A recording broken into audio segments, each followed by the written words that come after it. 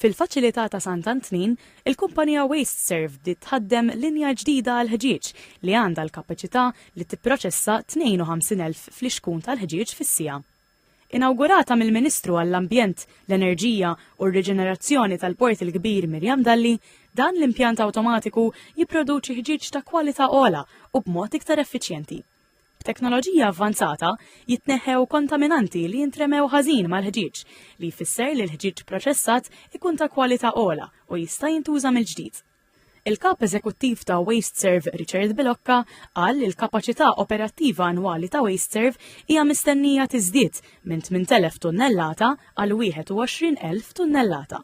Huwa qal li l-faċilità kapaċi tissepara l-ħġieġ skont il-kulur billi tagħżel ħġieġ ċar u tisseparah minn dak tal-kulur. Dan l-apparat kapaċi wkoll jipproċessa ħġieġ ċatt. Dan huwa wieħed minn diversi proġetti l WasteServe qiegħda tirristruttura l-operat sħiħ tagħha ħalli bekk Malta tkun tista' tersaq b'saħħa lejn l-ekonomija ċirkulari biex bekk inħallu ambjent ferm aħjar lill-ġenerazzjonijiet li ġejjin minn dak li writna aħna.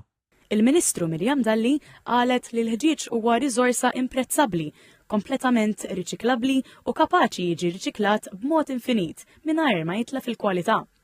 Qalet li b'dan l-investiment ta' 2.5 miljun euro qed jittieħdu passi importanti lejn futur aktar sostenibbli waqt li qed issir ħidma biex jintlaħqu l-miri ta' riċiklaġġ tal-Unjoni Ewropea.